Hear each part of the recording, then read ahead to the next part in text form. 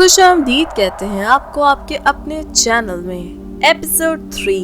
اس صورتحال میں آغا جانی کو تنہا اسپتال میں چھوڑ جانا بہت نامناسب سی حرکت تھی، اور گھر جا کر بھی مجھے کون سا سکون مل جانا تھا۔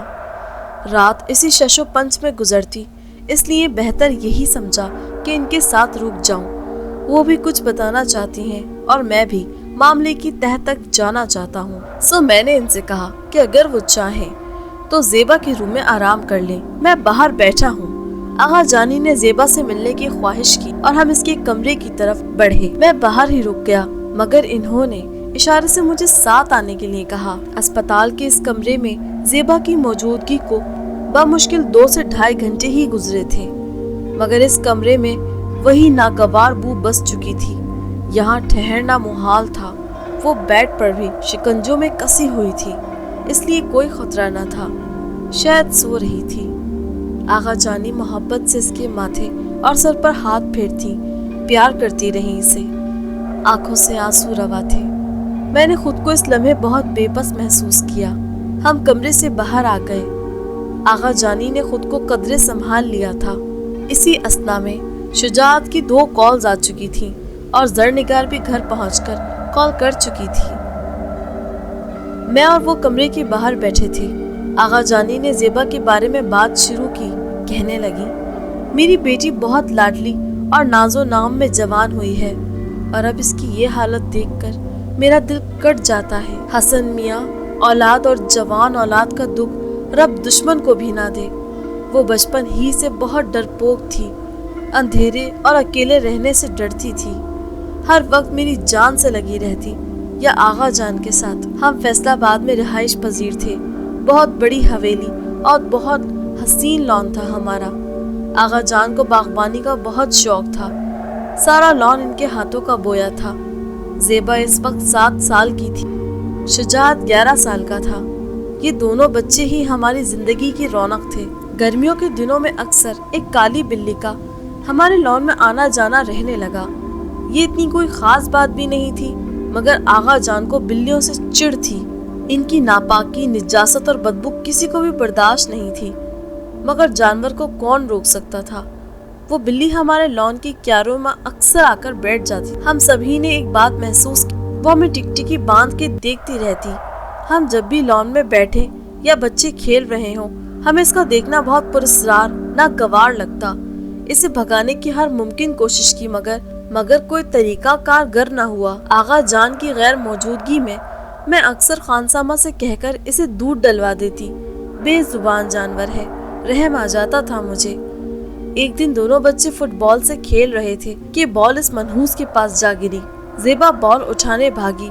آغا جان گملوں کی گڈائی کر رہے تھے، ان کے ہاتھ میں کھرپی تھی۔ زیبا جیسے ہی بال لینے کیاری کے نزدیک گئی، وہ بلی زیبا پر حملہ آور ہوئی، اور آغا جان نے کچھ سوچے سمجھے بغیر ہاتھ میں پکڑی کھرپی اس بلی کو دے ماری۔ نشانہ اتنا ٹھیک لگا کہ کھرپی سیدھی بلی کی گردن پر لگی اور وہ گر کے کیاری کے پاس تڑپتی لوٹتی رہی۔ بچے بری طرح سہم گئے تھے۔ بلی رو رہی تھی، وہی منحوس آواز سنی ہے نا آپ نے؟ میں نے کسی معمول کی طرح سر اسبات میں ہلایا۔ بلی روتی رہی۔ ہم میں سے کسی کی ہمت نہ تھی کہ اسے اٹھاتے۔ آغا جان نے چوکیدار سے کہہ کر ایک بوری منگوائی اور چوکیدار سے ہی اس بلی کو بوری میں ڈلوا کر کہیں پھینکوا دیا۔ آغا جان اسے مارنا نہیں چاہتے تھے، بس سب کچھ اتنا اچانک ہوا کہ سوچنے کا وقت ہی نہیں ملا۔ اس رات زیبا بہت ڈرتی رہی، اسے بخار آ گیا۔ ہم سب بہت پریشانی میں آ گئے۔ سارا ہفتہ ڈاکٹر حکیموں کے پاس چکر کاٹنے میں گزرا۔ اسی دوران آغا جان کو کب وہم کی بیماری ہوئی پتہ ہی نہیں چلا۔ زیبا کے صحتیاب ہونے کے بعد میں نے غور کیا، وہ اکثر بیٹھے بیٹھے چونک جاتے اور اپنے آگے پیچھے دیکھنے لگتے، جیسے کچھ ڈھونڈ رہے ہوں۔ کبھی کمرے کھول کے تلاشی لیتے، کبھی کھڑکی کھول کے دیکھتے، راتوں کو اٹھ کر بیڈ کے نیچے، صوفوں کے نیچے جھانکتے۔ مجھے یہ سب بہت عجیب لگ رہا تھا۔ ڈاکٹروں کی محنت رنگ لائی، زیبا صحت یاب ہو گئی۔ آغا جان سے ایک پل اکیلا نہ چھوڑتے۔ ایک دن صبح کوئی 11-12 کا وقت ہوگا، آغا جان اور زیبا معمول کے مطابق لان میں کھیل رہے تھے۔ میں شجاعت کے ساتھ باہر گئی ہوئی تھی، مجھے سپر اسٹور سے کچھ سامان لینا تھا۔ जब मैं वापस घर आई तो ज़ेबा कैरी के पास बैठी नजर आई। आगा जान नहीं थे। मैं अंदर गई, दरवाजा लॉक था। दरवाजा बजाया, आवाजें दी, तब जाकर कहीं आगा जान ने दरवाजा खोला।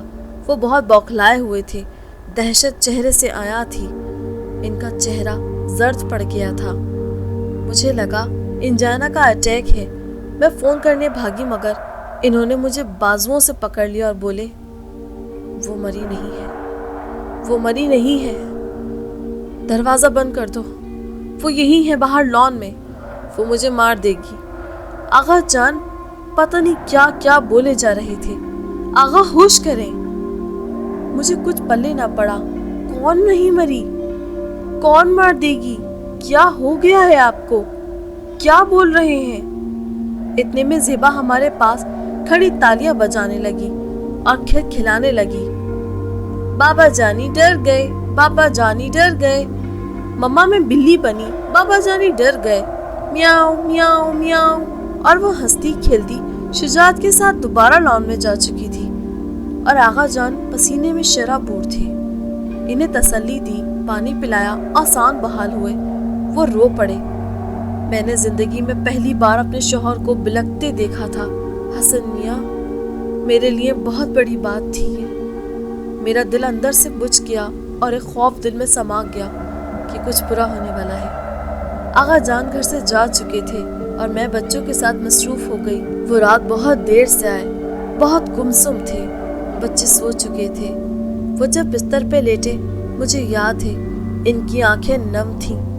मैंने दरियाफ्त किया तो बोले, बेगम तुम यकीन नहीं करोगी, रहने दो। मेरी बहुत इसरार पर इन्होंने बताया कि दोपहर तुम्हारे जाने के बाद मैं और ज़ेबा लॉन में थे। मैं अखबार पढ़ रहा था कि मेरी नज़र सामने क्यारी पर पड़ी जहाँ वो बिल्ली रहने लगी थी। ज़ेबा वहाँ बैठी अपने हाथ चाट रही थी। मैंने आवाज़ दी, बुलाया, मगर इसने अनसुनी कर दी। मैं गुस्से में उठा और इसके करीब जाकर इसे उठाने लगा तो इसने मेरा हाथ झटक कर पीछे किया और मेरी गर्दन पे हाथ मारा। इसका हाथ मुझे पंजे के जैसा महसूस हुआ। मैंने हाथ लगाया तो खून रिस रहा था। फिर एकदम ज़ेबा ज़मीन पर बल खाने लगी और वही आवाज़ें निकालने लगी जो इस वक्त वो जख्मी बिल्ली रोते हुए निकाल रही थी। वो गुर्राने लगी मुझ पर। वो दोबारा मुझ पर झपटी। मैं भागा, अंदर आकर कमरा लॉक कर लिया। तुम्हें मुझ पर यकीन है ना बेगम?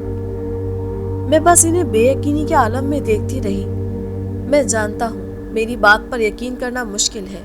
मैं झूठ नहीं कह रहा, तुम मेरा यकीन करो, मैं पागल नहीं हूँ। ये देखो। इन्होंने कॉलर हटाया तो वाकई 3 खराशें पड़ी थी जिन पर खून उभर कर सूख चुका था। मैं हैरानी से इन्हें देख रही थी। मुझे इसकी आवाज़ें आती हैं रातों को। लगता है वो यही है। इसकी चमकीली आंखें मुझे घूर रही हैं। इसने हमारी बच्ची पर कब्जा कर लिया है बेगम। कितनी ही देर हम साथ लगे रोते रहे। हमें नहीं पता था हमें क्या करना है, क्या होने वाला है। ये सब कैसे ठीक होगा? क्या आगा जान इस गिल्ट में मुब्तला होकर नफ्सियाती मरीज बन चुके हैं या कोई और मामला है और वो सच कह रहे हैं? आगा जान और ज़ेबा मेरी रूह के 2 हिस्से हैं। मैं किसी को खोना नहीं चाहती थी। इतना कहकर आगा जानी फिर फूट फूट कर रो दी। और मैं अपनी क्या कैफियत बयान करूं? ये मामला उलझता ही जा रहा था। अनगिनत सवाल अब भी बाकी थे और कहानी भी। कहानी मेरे और आपके लिए, मगर ये आगा जानी के आप बीती थी जो नामुकम्मल थी और अभी मजीद क्या कुछ होना बाकी था वो सब अलग। आगा जानी, मैं समझ सकता हूँ आप और आपका ख़ानदान किस अजियत से दो चार है, लेकिन जो भी हुआ वो आपने अपने बचाव के लिए किया, तो फिर ये इंतकाम क्यों? आगा जानी पानी के घूंट भरती हुई बोली, हसन मियाँ ये कोई इंसान नहीं थी कि कत्ल का मुकदमा चलता और सेल्फ डिफेंस साबित करके हम अपने शौहर और बच्ची को बचा लेते। बिल्ली के रूप में वो कोई और मखलूक थी जिसको ना हम समझ सके ना माफी तलाफी कर सके। अव्वल तो इस वक्त हम ये समझे ही नहीं थे। आगा जान के गर्दन पर खराशे देखकर भी हमें पुख्ता यकीन न था। दूसरे दिन हमने फैसला किया हम आगा जान के साथ किसी अच्छे माहिर नफ्सियात से रब्ता करेंगे। हो सकता है बिल्ली की अचानक मौत आगा जान के जहन में बैठ गई हो और ये सब तमाशे करवा रही हो। ہم نے آغا جان کو راضی کیا، یہ کہہ کر ہم زیبا کو ایگزامن کروانا چاہتے ہیں۔ ڈاکٹر ہم سے بھی کچھ سوالات کر سکتا ہے تو گھبرائیے گا نہیں۔ ماہر نفسیات نے بالترتیب ہم چاروں سے سوالات کیے، مگر اصل چیک اپ آغا جان کا ہی تھا۔ مجھے شدید حیرت اس وقت ہوئی جب ڈاکٹر نے ہم چاروں کو نارمل قرار دیا، تو اس کا مطلب ہے آغا جان زیبا کے بارے میں سچ کہہ رہے تھے۔ ان دنوں میں نے زیبا میں کوئی بدلاؤ نہ دیکھا۔ ہاں، وہ کبھی کبھی اپنے ہاتھ چاٹنے لگتی کھانے کے بعد، اور اب دودھ بغیر ضد کیے پی لیتی تھی۔ آغا جان کا دل گھر اور بچوں سے اچاٹ ہو گیا تھا۔ وہ زیادہ تر وقت باہر رہنے لگے تھے، زیبا سے بہت کم بات کرتے، لیکن زیبا ان سے نزدیک ہونا چاہتی، مگر وہ کوئی موقع نہیں دیتے۔ زیبا کی طرف سے پھر کوئی ایسی بات نہیں ہوئی۔ ہم مطمئن تھے، مگر ایک بو اکثر آنے لگی تھی گھر سے۔ ایک دن وہ کہنے لگے، بیگم میرے دوست کے ایک دوست انڈیا سے آئے ہیں، کاروباری دوست ہیں، مگر دم تعویذ بھی کرتے ہیں۔ میں چاہتا ہوں وہ کل کھانا ہمارے ساتھ کھائیں۔ مجھے کیا اعتراض ہو سکتا تھا؟ دوسرے دن جمعرات تھی۔ آغا جان اور ان کے دوست عصر کے بعد ہی آ گئے۔ میں پہلی بار ملی، اچھے انسان تھے۔ عبدالشیخ، دہلی والے، درمیانہ قد، ذرا سا سانولا سا رنگ، مگر چہرہ پر نور۔ رسم گفتگو کے دوران ہی بچے سو کر اٹھ گئے تھے۔ بھائی عبدالشیخ سے ملنے کے بعد کھیل میں لگ گئے، اور میں خانسامہ کے ساتھ کچن اور رات کے کھانے کی تیاری میں۔ وہ آغا جان کے ساتھ لان میں ہی بیٹھے تھے۔ کچھ دیر میں آغا جان نے مجھے آواز دے کر بلایا، شجاعت کو اندر لے جانے کا کہا۔ میں شجاعت کو اندر لے گئی۔ زیبا لان میں ہی تھی، میں بھی ان کے ساتھ لان میں آ بیٹھی۔ بھائی عبدالشیخ پودوں کے آغا جان کی باغبانی کی تعریف کرتے کیاری کے نزدیک کھڑے ہو گئے۔ مجھے لگا وہ کچھ پڑھ رہے ہیں۔ آغا جان نے میرا ہاتھ مضبوطی سے تھاما اور زیبا کی طرف اشارہ کیا۔ حسن میاں، سن سکو گے جو میں کہنے لگی ہوں؟ یقین کر پاؤ گے؟ میں کیا جواب دیتا؟ اب تک جو بھی سن چکا تھا، دیکھ چکا تھا، اس پر یقین کرنا مشکل ہی تھا۔ میں نے انہیں استفہامیہ نظروں سے دیکھا۔ حسن میاں، زیبا میری بچی، وہ اسی بلی کے انداز میں بیٹھی تھی، مگر اس کا چہرہ زیبا کا نہیں تھا، اسی کالی بلی کا تھا۔ میری چیخ نکل گئی۔ آغا جان نے مجھے بازوؤں میں دبوچ لیا۔ زیبا چلتی ہوئی کیاری کے پاس بھائی عبدالشیخ کے نزدیک جا کر لوٹنے لگی اور رونے لگی۔ اس کی آواز سے حویلی گونج رہی تھی۔ چوکیدار بھی یہ تماشا دیکھ کر حواس باختہ ہو گیا۔ بھائی عبدالشیخ زمین پر بیٹھ گئے، جیسے اس عفریت کے ساتھ مذاکرات کر رہے ہوں۔ کافی دیر وہ عفریت غراتی رہی، روتی رہی، اور پھر زیبا بے ہوش پڑی تھی۔ میں اس کی طرف لپکی، وہ بے جان تھی۔ میں اسے لپٹا کر روتی۔ مجھے آغا جان کے ساتھ ہوتے ہوئے واقعات پر اب مکمل یقین ہو گیا تھا۔ بھائی عبدالشیخ نے میرے سر پر ہاتھ رکھا، تسلی دی۔ بھابی، فکر نہ کریں، بچی ٹھیک ہے، اندر لے جائیں، میں کل شام پھر آؤں گا۔ آپ زیبا کو کمرے میں لٹا آئیں، مجھے کچھ بات کرنی ہے۔ ایک نرس نے آ کر اطلاع دی، زیبا کو ہوش آ گیا، وہ رو رہی ہے۔ آغا جان نے اسی ڈاکٹر کو کال ملا کر صورتحال بتائی، نرس کی بات کروائی، اور نرس زیبا کے کمرے میں چلی گئی۔ مجھے نرس کے لیے بھی خوف آیا کہ خدا جانے زیبا ہوش میں ہے، نرس کے ساتھ کیا کرے۔ ان عفریتوں کے لیے کون سا مشکل ہے کسی کی جان لینا یا نقصان پہنچانا۔ کہیں ایسا نہ ہو وہ عفریت نرس میں منتقل ہو کر آزاد ہو جائے اور ہم زیبا کو قید کیے بیٹھے رہیں۔ سوچ کی یلغار تھی کہ رکنے کا نام ہی نہیں لے رہی تھی۔ صبح کے 4:45 بجے تھے، فجر کا وقت تھا۔ یا بیتی ادھوری چھوڑنا نہیں چاہتا تھا، مگر نماز زیادہ اہم تھی۔ آغا جانی سے اجازت لے کر میں فجر ادا کرنے چلا گیا۔ واپسی پر سوچا چائے، کافی اور بسکٹ لے لوں۔ آغا جانی بھی رات سے بھوکی تھی۔ اسپتال کے فارمیسی کے ساتھ ہی میں نے سگریٹ سلگائی۔ اوہ خدا، میرا فون شاید ڈیڈ تھا۔ امی کی کال آئی ہوگی رات کو، پریشان ہوں گی۔ مجھے بالکل خیال نہیں رہا۔ میں نے فارمیسی والے لڑکے سے کہا، ایمرجنسی کال کرنی ہے بھائی۔ یار چارجر نہیں ہے کیا؟ کچھ دیر موبائل چارج کرنے دو گے؟ اس نے حامی بھر لی۔ میں فون اسے دے کر واپسی بینچ پر آ بیٹھا۔ سر اور جسم بری طرح دکھ رہا تھا۔ سارے دن کی نوکری کے بعد پھر پوری رات کی جاگ کی وجہ سے اس قدر تھکن ہو رہی تھی کہ بیان نہیں کر سکتا۔ ٹھنڈی ہوا سر سہلانے لگی اور میری آنکھیں تھکن اور نیند کے خمار کے باعث बंद होती चली गई। अचानक बिल्लियों के गुर्राने से मेरी आंख खुली। सरहाने लड़ रही थी। मैं जूता मारने ही वाला था कि हाथ वहीं का वहीं रह गया। ये सोचकर पता नहीं ये नॉर्मल बिल्ली है या उसकी कजन वजन। अपनी ही सोच पर हंसी आ गई। दिन निकल आया, धूप चढ़ गई थी। न जाने कितनी देर सोया रहा। अब मुझे एहसास नदामत ने घेर लिया। आगा जानी इंतजार में होंगी। मैंने फार्मेसी से अपना चार्ज मोबाइल वापस लिया। जूस, चिप्स और कुछ बिस्किट्स लेकर अंदर रवाना हुआ। ज़ेबा के कमरे के बाहर कोई न था। शायद आगा जानी अंदर हो, मगर मेरी हिम्मत बिल्कुल न हुई अंदर जाने की और मैंने इंतज़ार मुनासिब समझा। इस दौरान अम्मी को कॉल करके अपनी खैरियत से आगाह किया और दम करवा लिया। कुछ ही देर में आगा जानी के तीनों पोते आते नजर आए और इनके पीछे आगा जानी और जरनिगार थी। मैं अपनी जगह से उठ गया। आगा जानी को नाश्ते के लिए जूस देना चाहा तो इन्होंने बताया जरनिगार इनके लिए लंच लाई थी। दिन के 2 बज रहे थे।